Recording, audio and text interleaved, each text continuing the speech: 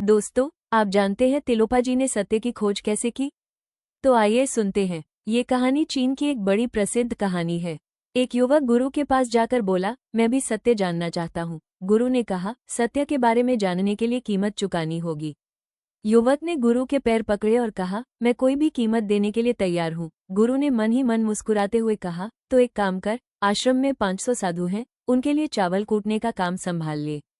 सुबह से शाम तक तू चावल कूट, थक जाए तो सो जा, आंख खुलते ही फिर चावल कूटने लग। तू बस चावल कूटता रह, आज से तेरी यही साधना है। उसने वैसा ही किया। 2 साल तक वो चावल कूटता रहा। मन में विचार आते रहे, पर वो मौन रहा। धीरे धीरे उसके मन के पुराने विचार कमजोर पड़ गए और चित्त स्थिर हो। इस तरह 12 साल बीत गए। अब गुरु ने घोषणा की, मेरा निधन निकट है। मुझे एक ऐसा व्यक्ति चुनना होगा जो मृत्यु के बाद आश्रम का प्रमुख बनेगा। जिसने भी परमात्मा का अनुभव किया हो, वो आज रात मेरे दरवाजे पर 4 पंक्तियां लिखकर जाए। तो साधुओं के प्रमुख ने लिखा, मन एक दर्पण है, जिस पर विचारों, विकारों और वासनाओं की धूल जम जाती है, और उस धूल को झाड़ देना ही ध्यान है। जब गुरु ने ये पंक्तियां देखी तो उसने कहा, किस मूर्ख ने ये कचरे जैसी पंक्तियां मेरे दरवाजे पर लिख दी हैं?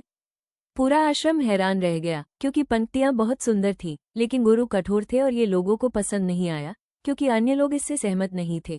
12 साल पहले जो युवक आश्रम में आया था और चावल कूट रहा था, उसी के पास 2 साधु इस बात की चर्चा करते हुए गए। वह हंस पड़ा। उन्होंने कहा, तू धान कूटने वाला, तू क्या जाने, क्यों हंस रहा है? उसने कहा, गुरु ने सच ही कहा है, ये कचरा ही है। उन दोनों साधुओं में से एक ने पूछा, तू 4 पंक्तियां लिख सकता है क्या? उसने कहा, मैं बोल सकता हूँ, आप लिख दो। उसने कहा, मन का कोई दर्पण ही नहीं, तो धूल कहाँ जमेगी?